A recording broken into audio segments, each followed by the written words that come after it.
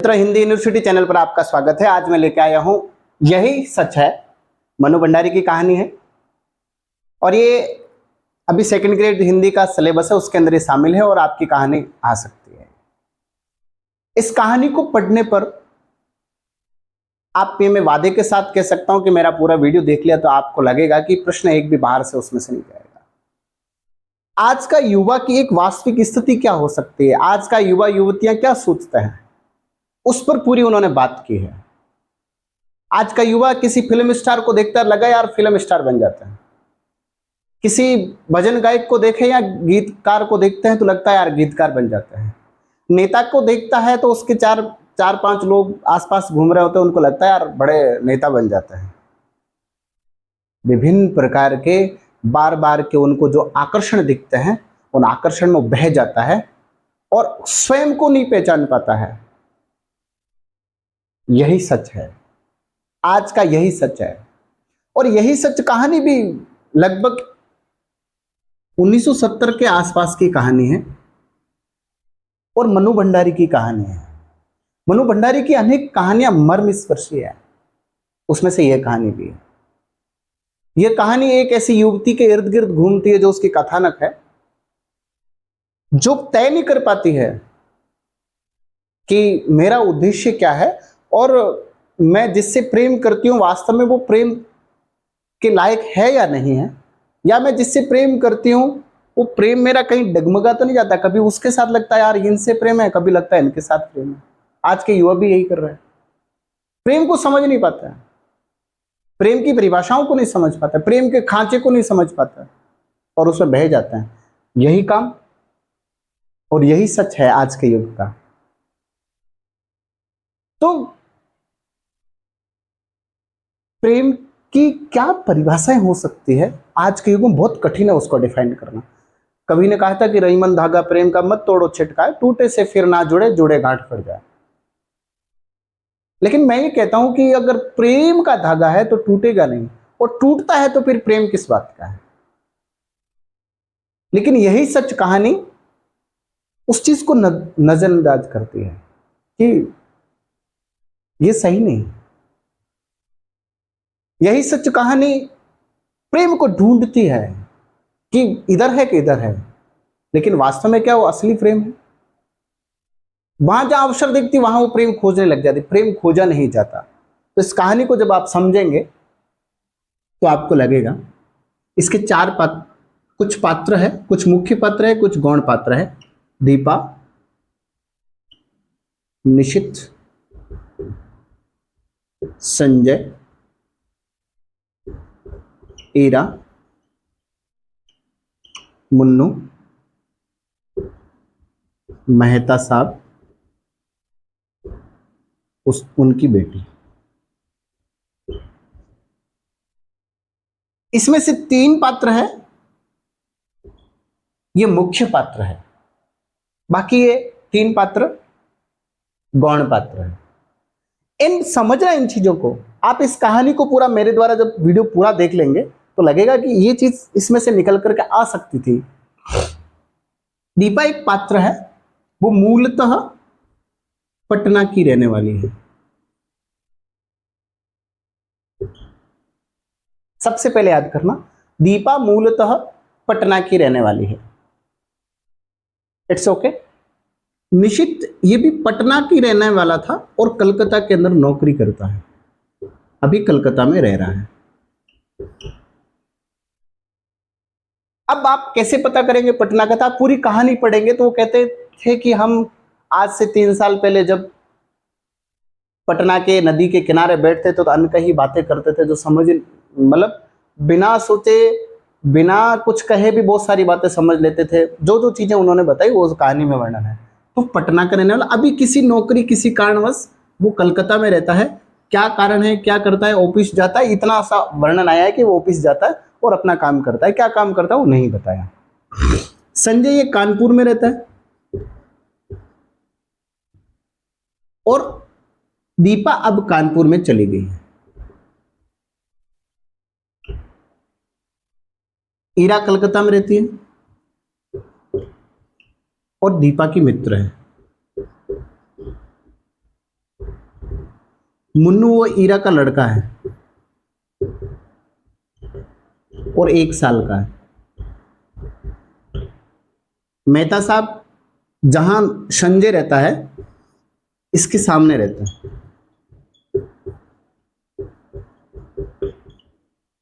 और उनकी बेटी 5 साल की है।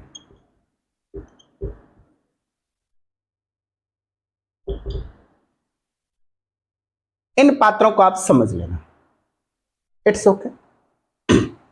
कहानी बड़ी विचित्र तरीके से गुंथी गई है। कहानी को फ्लेक बेस पद्धति के आधार पर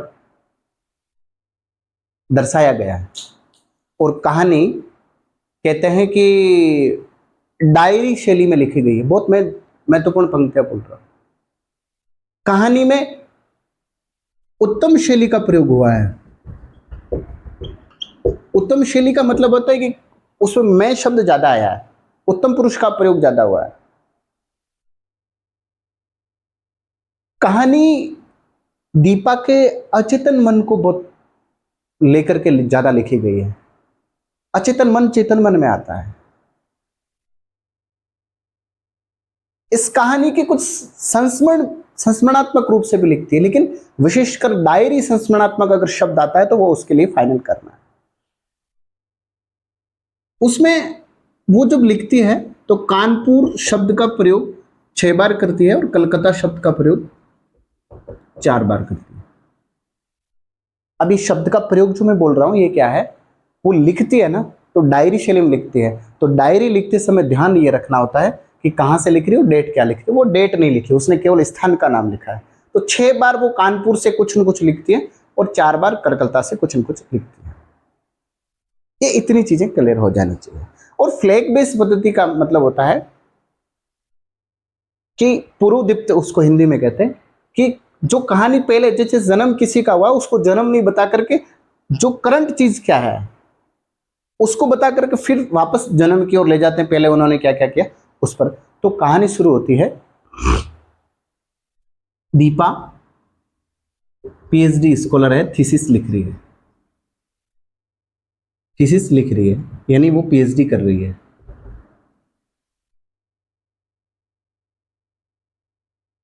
पिछले 2.5 साल से वह पढ़ाई के चक्कर में कानपुर आ जाती है। निशित ईरा जब उनको पूछती है कि भाई, जब वो ईरा से मिलने कब जाती है उस समय पूछती है कि भैया भाभी कैसे हैं, तो दीपा को बुरा सा लगता है कि मुझे भैया भाभी की ज्यादा याद नहीं दिलाओ और मैं उस पर बात नहीं करना चाहती। यानी वो पटना की रहने वाली है, पटना में भैया भाभी रहते हैं, मैं पत्र कभी लिख देती हूँ, भैया भाभी मुझे संभालते नहीं है। आज के परिवार की भी कहीं न कहीं ऐसी स्थिति है शब्द है। और अभी वो कानपुर में रह रही है। कानपुर में आए हुए उसको 2.5 साल हुए हैं। क्या काम कर रही है, पीएचडी स्कॉलर, किसी न किसी विषय पे लिखती होती। वहां एक कमरा लेकर के रहना शुरू करती है और वहां उनकी दोस्ती संजय से होती है। संजय एक सुलझा हुआ व्यक्ति है। वो आपको पूरी कहानी में जब देखेंगे तो लगेगा अटपटा आदमी है, लेकिन एक सुलझा हुआ परिपक्व आदमी जैसा दिखता है, वो निश्चित भी वैसा ही लगता है। संजय किसी ऑफिस में काम करता है और अक्सर जो समय देता है उससे 2 घंटे देरी से आता है। धीरे धीरे दोनों का ज्यादा मिलने होने के कारण से आपस में दोनों का प्रेम बढ़ता है। प्रेम बढ़ता है तो कहीं न कहीं उनकी आवश्यकताएं, आकर्षण बढ़ता है।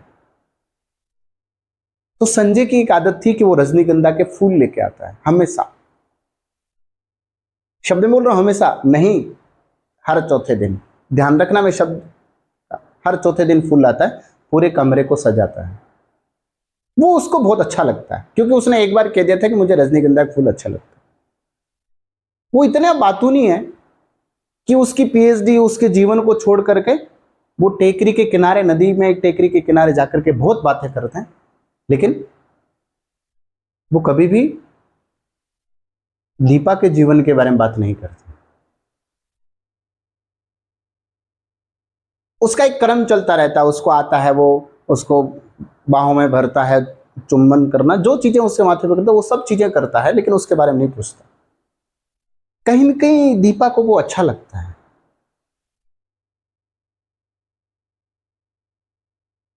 वो चलते राह पर भी बाहों में भर लेता है, उसको लगता है नहीं नहीं ऐसा नहीं करता है। तो कहीं न कहीं दीपा भी एक परिपक्व स्त्री है। उनके फूलों को देख करके उनको अच्छी नींद आती है, उनके फूलों को देख करके उसको लगता है कि अनेकानेक आंखें हैं। फूलों को वो आंखें शब्द देती है, जो मुझे देख रही है, मुझे निहार रही है, यानी वो उसके प्रेम में इतनी डूब जाती है। फिर वो बात ही बात में उनको याद आता है कि मेरा कलकत्ता में इंटरव्यू है, और निशित को संजय को कहती है कि मेरा इंटरव्यू है और मुझे डर लग रहा है कि मैं कैसे करूंगी, कैसे हो पाएगा। उसने कहा तो वो इंटरव्यू से डरती है, तू तो बड़ी बड़ी थीसिस लिख दी, लोगों को चुप करा देती है। फिर वो कहता है कि अरे यार तेरी नौकरी लग जाएगी ना तो मुझे मजा आ जाएगा। ये शब्द संजय ने दीपा को कहा है। तो वो चिंता में हो जाती है कि इंटरव्यू कलकत्ता में है। तो वापस वो संजय उसको याद दिला, अरे वो तेरा निशित वही है ना। तो वो उसको झकझोर देता है कि निशित पर मैं बात नहीं करना चाहती। वो उसको पुरानी स्मरण को नहीं लाना चाहती, वो झुंझला जाती है। संजय कहते कि नहीं आप उस पर बात नहीं करेंगे, आप बार बार उस। फिर वो चिढ़ाता हंस करके वापस उसके माथा चूम लेता है, वापस प्रक्रिया ठीक है। कलकत्ता में उसकी एक मित्र है, उसको याद आया कि मैं ईरा को बात करके निकल जाता, लेकिन दीपा चाहती थी कि संजय भी मेरे साथ चले, साथ चले तो मुझे सहयोग हो जाएगा, मुझे अच्छा लगेगा। संजय ने मना कर दिया कि वहाँ हीरा है, तेरी हेल्प हो जाएगी, मैं किसी से बात करने की कोशिश करूंगा, अगर हुई तो कर लेंगे। तो वहां से कोलकाता के लिए निकल जाती है। कोलकाता में वो पूरे 4 दिन रहती है। ध्यान रखना, कोलकाता रेलवे स्टेशन, हावड़ा शब्द आया, हावड़ा पुल है, उसके नीचे से एक नदी बहती है। उस नदी का नाम बताना आप, आपने ध्यान से पढ़ा हो तो समझ में आ जाएगा। हावड़ा पुल के नीचे से नदी बहती है, उसकी ठंडी छांव से उसको लगता है वाह कलकत्ता कितना अच्छा शहर है, बड़ी बड़ी बिल्डिंग, वो सब चीज़ें। रेलवे जैसे उतरती है तो ईरा उसको लेने आती है, रिसीव करती है। वो ईरा के घर जाती है तो उनका छोटा सा बच्चा मुन्नू को देख के खुश होती है, लेकिन उनके पति के बारे में वो पूछ करके असहज भी होती है कि पति आएंगे तो हम आपस में बातचीत नहीं कर पाएंगे। फिर ईरा शाम को उसे कॉफी हाउस ले जाती है।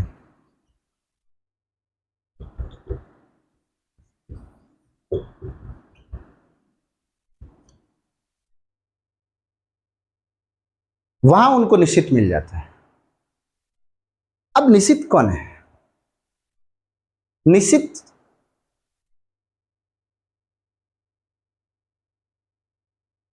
से वो 3 साल बाद मिल रही है, और संजय के साथ कितने साल से है? 2.5 साल से। वो बचपन में निशित से प्रेम करती थी, और वो लिखती भी है कि 18 साल वाला प्रेम कोई प्रेम थोड़े होता है, ना उसमें गहराई हो, ना स्थायित्व होता है, ना गहराई होती है, गति होती है पर स्थायित्व और गहराई नहीं होता। पंक्ति याद रखना, मैं अगले अगले क्या इसी वीडियो में थोड़ा आगे बता दूंगा। वहां वो मिल जाता है तो वो नजरें झुका करके घूम जाती है। ईरा उनसे परिचित रहती है, निशित है, उन्होंने कहा था ये मेरी मित्र है, सब चीज़ें क्यों आए कैसे आए वो सब चीज़ें पूछ लेते हैं।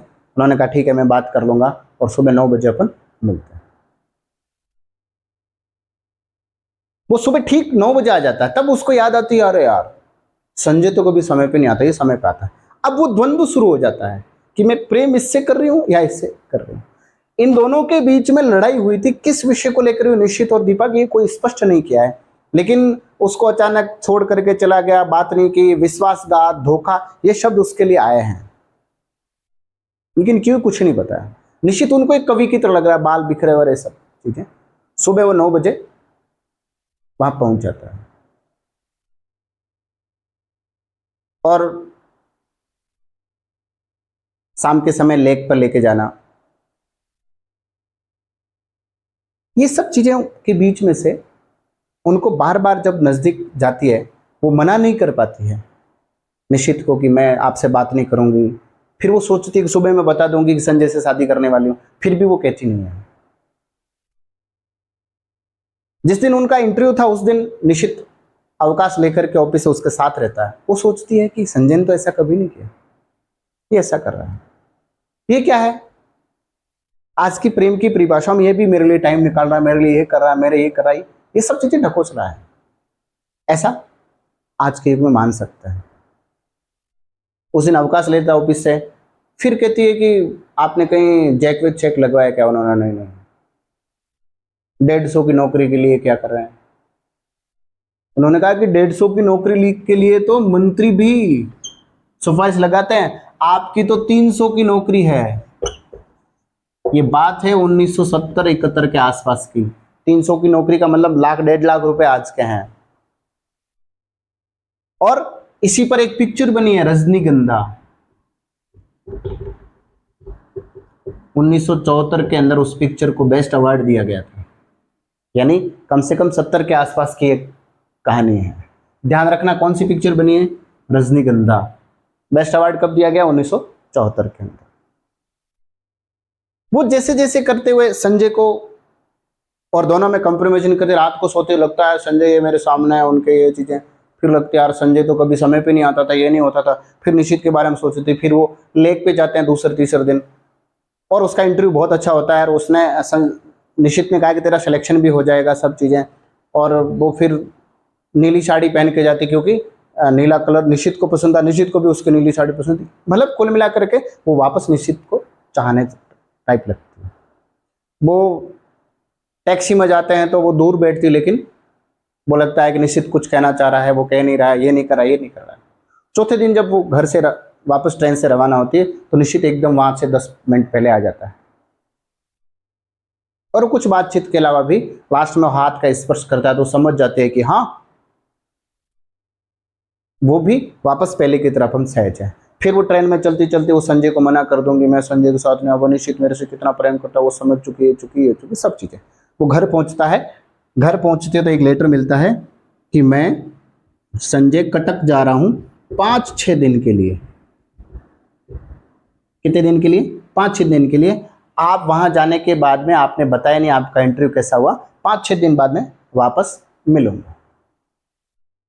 इसी काम के लिए कहां जा रहा हूं? कटक जा रहा हूं, उड़ीसा जा रहा हूं। ये संजय का वहां पत्र मिलता है। वो असमंजस में रहती है, वो बालकनी पे खड़ी रहती है, बालकनी पे खड़ी रहती है कि निश्चित मुझे लेटर भेजेगा,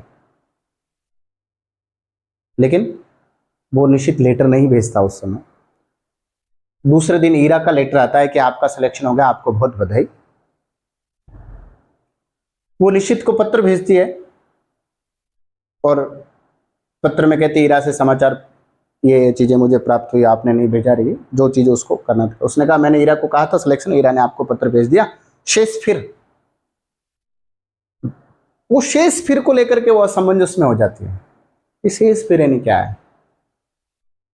वो लेटर लेके खड़ी थी, तब संजय आ जाता है। संजय उसको बाहों में भर लेता है, चुम्बन प्रति चुम्बन, जो चीजें उनकी होनी थी वो कर लेता है। फिर वो सोचती है यार वो सही है कि ये सही है। वो वापस निश्चित को भूल जाती है और संजय की ओर आ जाती है। तब वो कहती है कि वो सही नहीं है, यही सही है, और आज भी जीवन के अंदर यही सही है, इसकी खोज चल रही है। कौन सही है अभी तक कोई पता नहीं कर पा रहा। आज की युवा जनरेशन की सबसे बड़ी पीड़ा यही है, विडंबना है। आपको ये कहानी कैसी लगी बहुत अच्छे से बताना। अब मैं इसमें से प्रश्न कैसे आ सकते हैं, इन प्रश्नों पर अपन बात करेंगे।